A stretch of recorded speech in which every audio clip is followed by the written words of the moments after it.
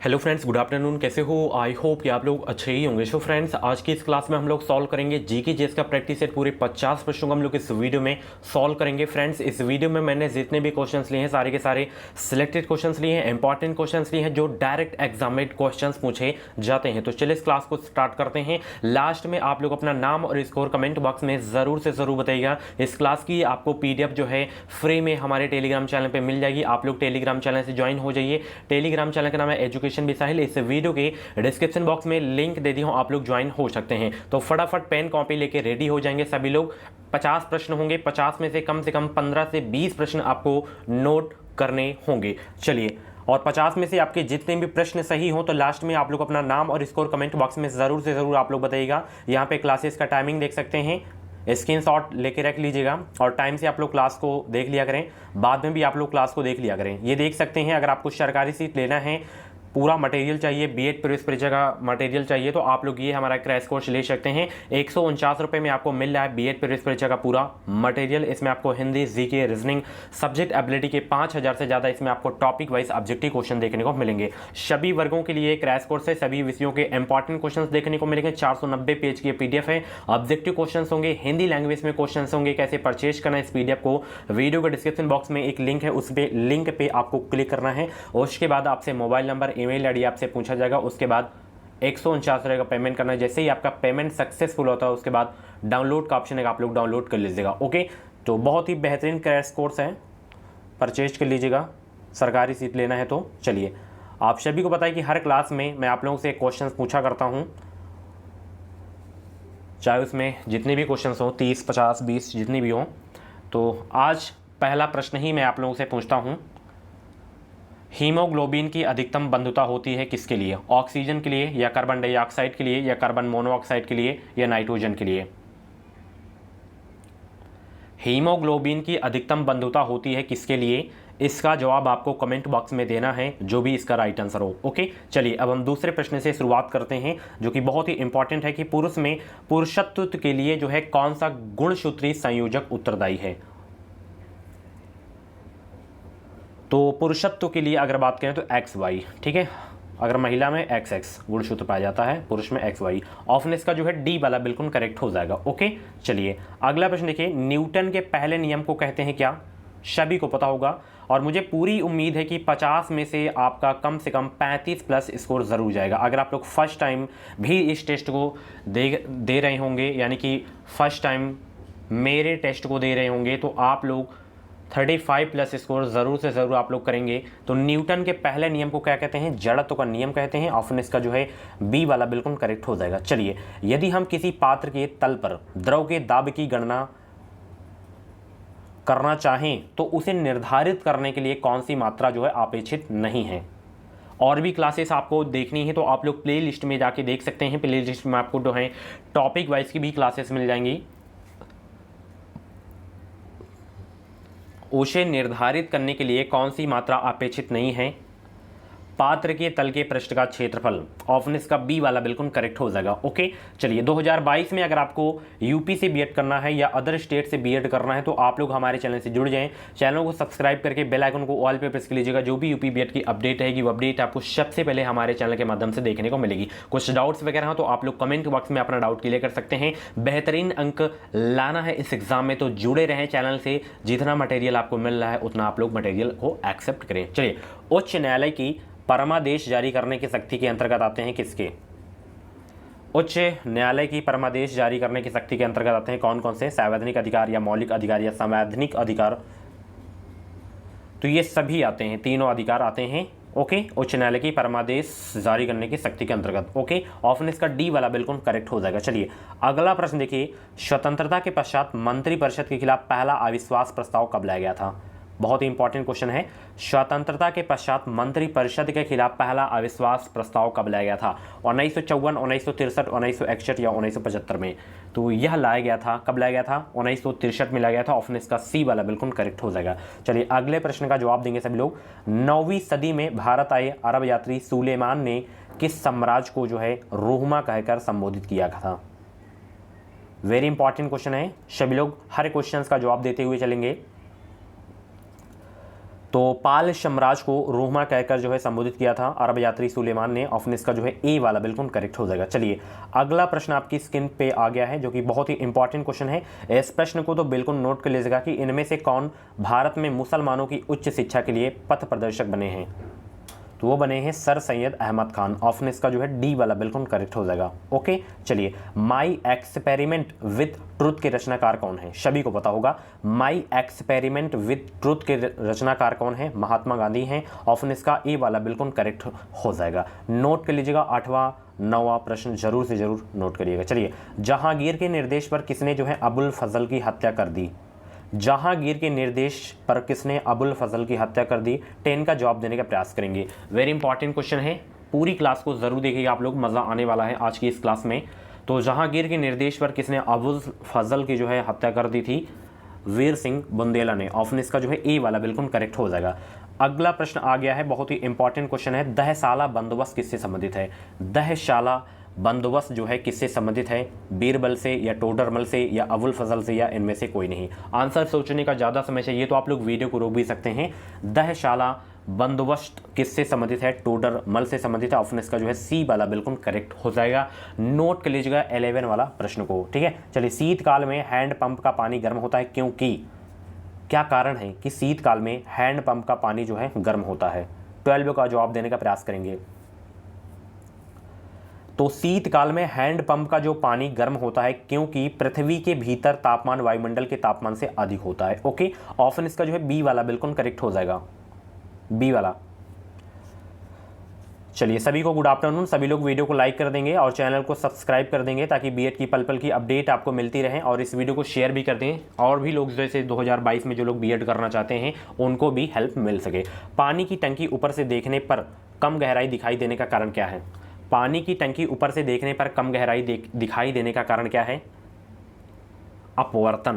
कारण क्या है इसका? अपवर्तन। ऑप्शन इसका जो है डी वाला बिल्कुल करेक्ट हो जाएगा। चलिए, अगला प्रश्न, अनेक घरेलू उपकरणों में से निर्मित छोटे और सस्ते कंप्यूटर किस प्रकार के होते हैं? किस प्रकार के होते हैं? माइक्रो कंप्यूटर होते हैं। ओके, ऑप्शन इसका सी वाला बिल्कुल करेक्ट हो जाएगा। चलिए, इस क्वेश्चन का जवाब देंगे सभी लोग। निम्नलिखित में से भारत के किस मुख्य न्यायाधीश ने राष्ट्रपति के रूप में काम किया है? भारत के किस मुख्य न्यायाधीश ने भारत के राष्ट्रपति के रूप में जो है काम किया है? तो वह हैं जस्टिस एम हिदायतुल्लाह। ऑप्शन इसका ए वाला बिल्कुल करेक्ट हो जाएगा। ओके, ये मुख्य न्यायाधीश थे और ये जो है राष्ट्रपति के रूप में भी काम किए थे। चलिए, नैफ्थलीन का मुख्य स्रोत है, नैफ्थलीन का मुख्य स्रोत क्या है? कोलतार। ऑप्शन इसका जो है ए वाला बिल्कुल करेक्ट हो जाएगा। चलिए, सर्वोच्च न्यायालय में न्यायाधीश नियुक्त होने के लिए व्यक्ति को कम से कम कितने वर्ष उच्च न्यायालय का अधिवक्ता होना चाहिए? कितने वर्ष का? तो कम से कम 10 वर्ष। 10 वर्ष का जो है उच्च न्यायालय का अधिवक्ता होना जरूरी है। ऑप्शन इसका बी वाला बिल्कुल करेक्ट हो जाएगा। चलिए, ये क्वेश्चन तो मैं करवा चुका हूँ। भारत के सर्वोच्च न्यायालय का एक न्यायाधीश कितनी आयु तक अपने पद पर बना रह सकता है? 65 वर्ष तक, ठीक है। अगर हाई कोर्ट का पूछे तो 62 वर्ष याद रखना है। तो ऑप्शन इसका ए वाला बिल्कुल करेक्ट हो जाएगा। चलिए, जैन तीर्थंकर पार्श्वनाथ द्वारा प्रतिपादित 4 महाव्रतों में महावीर स्वामी ने 5वें व्रत के रूप में क्या जोड़ा था? 19 का जवाब देने का प्रयास करेंगे। जैन तीर्थंकर पार्श्वनाथ द्वारा प्रतिपादित 4 महाव्रतों में महावीर स्वामी ने 5वें व्रत के रूप में क्या जोड़ा था? ब्रह्मचर्य जोड़ा था। क्या जोड़ा था? ब्रह्मचर्य जोड़ा था। ऑप्शन इसका डी वाला बिल्कुल करेक्ट हो जाएगा। चलिए, महात्मा बुद्ध द्वारा गृहत्याग की घटना क्या कहलाती है? ये क्वेश्चंस टॉपिक वाइज की क्लासेस में करवा चुका हूँ। अगर आप लोग टॉपिक वाइज वाली क्लासेस को नहीं देखें तो प्लीज़ जाके टॉपिक वाइज वाली क्लासेस को ज़रूर देखें। महात्मा बुद्ध द्वारा गृहत्याग की घटना क्या कहलाती है?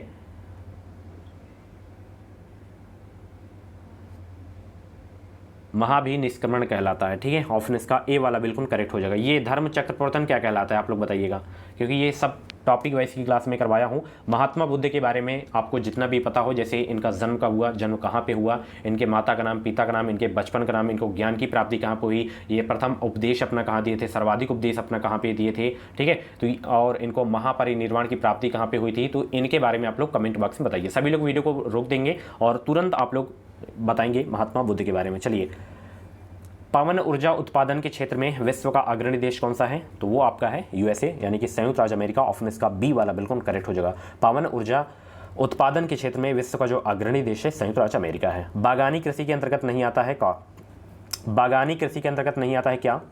मैं आपको बता दूं, बागानी कृषि के अंतर्गत आता है आपका नारियल आता है, कहवा आता है, रबड़ आता है, चावल आपका नहीं आता है बागानी कृषि के अंतर्गत। ऑप्शन इसका जो है बी वाला बिल्कुल करेक्ट हो जाएगा। चलिए, खाद्यान्न कृषि के अंतर्गत नहीं आता है क्या?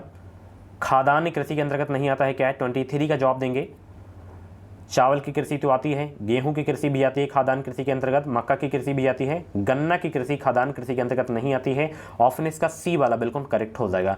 अगले प्रश्न में स्टार लगा लीजिएगा। इंद्रावती जल विद्युत परियोजना किस राज्य की प्रमुख बहुउद्देशीय परियोजना है? स्टार लगा के नोट कर लीजिएगा।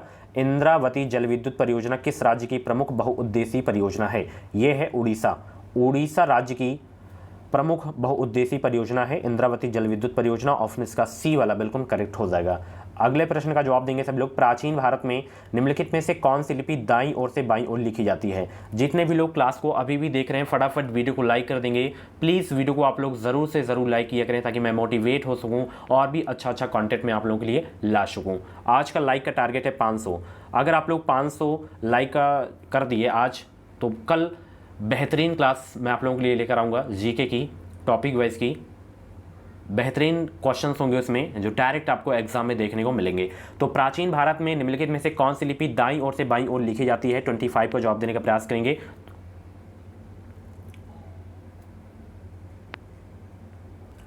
आंसर सोचने का अगर आपको ज़्यादा समय चाहिए तो आप लोग वीडियो को रोक भी सकते हैं। तो वह लिपि है खरोष्टी लिपि, जो कि दाईं ओर से बाईं ओर लिखी जाती है। ऑप्शन इसका जो है डी वाला बिल्कुल करेक्ट हो जाएगा। इंपॉर्टेंट क्वेश्चन है आपके एग्जाम के लिए। विश्व व्यापार संगठन यानी कि WTO किस वर्ष में कार्यान्वित हुआ था? WTO वर्ल्ड ट्रेड ऑर्गेनाइजेशन 1995 में। ऑप्शन इसका ए वाला बिल्कुल करेक्ट हो जाएगा। WTO का हेडक्वार्टर कहाँ पे है? सभी लोग कमेंट बॉक्स में जवाब देंगे। WTO का हेडक्वार्टर कहाँ पे है? अगले प्रश्न का जवाब देंगे। भारतीय युद्ध स्मारक का पुरातत्व संग्रहालय कहाँ स्थित है? वेरी इंपॉर्टेंट क्वेश्चन है। भारतीय युद्ध स्मारक का पुरातत्व संग्रहालय है न्यू दिल्ली में। ऑप्शन इसका डी वाला बिल्कुल करेक्ट हो जाएगा। चलिए, किस बौद्ध ग्रंथ में यूनानी नरेश मेनेंडर एवं बौद्ध भिक्षु नागसेन के बीच वार्तालाप का वर्णन है?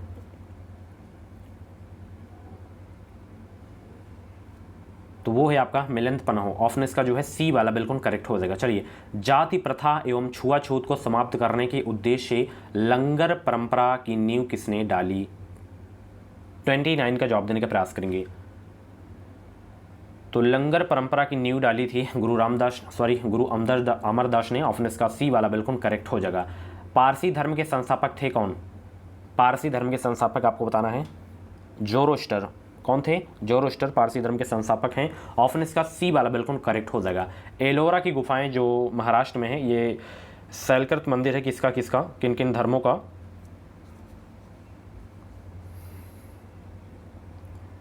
औरंगाबाद जिले में है ये, अभी आपको याद रखना है, महाराष्ट्र के औरंगाबाद में है।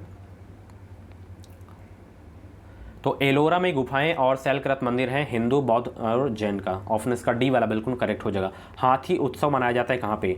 हाथी उत्सव मनाया जाता है राजस्थान के जयपुर में। ऑप्शन इसका जो है सी वाला बिल्कुल करेक्ट हो जाएगा। चलिए, अगले प्रश्न का जवाब देंगे सभी लोग। लॉर्ड मैकाले संबंधित है किससे? लॉर्ड मैकाले संबंधित है किससे? स्टार लगा के नोट कर लीजिएगा। डायरेक्ट क्वेश्चंस आपको देखने को मिलेंगे और इस क्वेश्चन को नोट जरूर से जरूर आप लोग कर लीजिएगा। लॉर्ड मैकाले संबंधित है अंग्रेजी शिक्षा से। किससे संबंधित है? अंग्रेजी शिक्षा से संबंधित है लॉर्ड मैकाले। ऑप्शन इसका सी वाला बिल्कुल करेक्ट हो जाएगा। किस भाषा को भारतीय आर्य भाषाओं की जननी, भारतीय आर्य संस्कृति का आधार, देव भाषा आदि नामों से जाना जाता है? किस भाषा को? तमिल, हिंदी, संस्कृत, उर्दू, किस भाषा को जाना जाता है? संस्कृति का आधार, देव भाषा आदि के नाम से जाना जाता है। किसे जाना जाता है? संस्कृत को जाना जाता है। तो ऑप्शन इसका सी वाला बिल्कुल करेक्ट हो जाएगा। सभी को गुड आफ्टरनून। सभी लोग वीडियो को लाइक कर देंगे, वीडियो को शेयर कर देंगे ताकि मैं मोटिवेट हो सकूं। चलिए, मेघ गर्जन वायुमंडल के किस परत में होता है? बच्चों वाला प्रश्न है। जितनी भी मौसमी घटनाएं होती हैं वो सब कहाँ पे होती हैं? क्षोभ मंडल में होती हैं। ये सबसे निचली परत भी है। समताप मंडल में आपका जो है वायुयान उड़ता है। ठीक है, ऑप्शन इसका जो है सी वाला बिल्कुल करेक्ट हो जाएगा। चलिए, उच्च स्तरीय इंडियन स्कूल ऑफ बिजनेस स्थित है कहाँ पे? उच्च स्तरीय इंडियन स्कूल ऑफ बिजनेस स्थित कहाँ पे? हैदराबाद में है। ऑप्शन इसका जो है डी वाला बिल्कुल करेक्ट हो जाएगा, हैदराबाद में। चलिए, भारत का सबसे पुराना स्मारक कौन सा है? भारत का सबसे पुराना स्मारक है कौन सा? अजंता की गुफाएं, ये भी महाराष्ट्र में है। ऑप्शन इसका डी वाला बिल्कुल करेक्ट हो जाएगा। चलिए, उपनिषदों में मुख्यतः विवेचित है क्या? ये क्वेश्चंस मैं करवा चुका हूँ, स्टार लगा के नोट भी कर लीजिएगा आप लोग।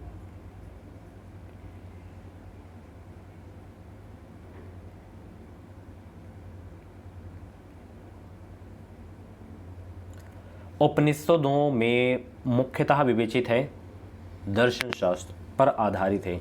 ऑप्शन इसका बी वाला बिल्कुल करेक्ट हो जाएगा। चलिए, भाषा के संबंध में हिंदी शब्द का प्रयोग जो है सर्वप्रथम किसने किया था? बहुत ही इंपॉर्टेंट क्वेश्चन, स्टार लगा के नोट कर लीजिएगा आप लोग। भाषा के संबंध में हिंदी शब्द का सर्वप्रथम प्रयोग किसने किया था? अमीर खुसरो ने। ऑप्शन इसका ए वाला बिल्कुल करेक्ट हो जाएगा। विश्व भारती विश्वविद्यालय की स्थापना किसने की? विश्व भारती विश्वविद्यालय की स्थापना किसने की? रविंद्रनाथ टैगोर ने जो है विश्व भारती विश्वविद्यालय की स्थापना किए थे। ऑप्शन इसका डी वाला बिल्कुल करेक्ट हो जाएगा। चलिए, किस पर स्वामित्व के लिए पाल, प्रतिहार व राष्ट्रकूट के बीच त्रिपक्षीय संघर्ष हुआ था? तो यह हुआ था कन्नौज के लिए। ऑप्शन इसका बी वाला बिल्कुल करेक्ट हो जाएगा। चलिए, जब राष्ट्रपति और उपराष्ट्रपति दोनों के पद खाली हो तो उनके काम कौन करेगा? तब उनके काम कौन करेगा?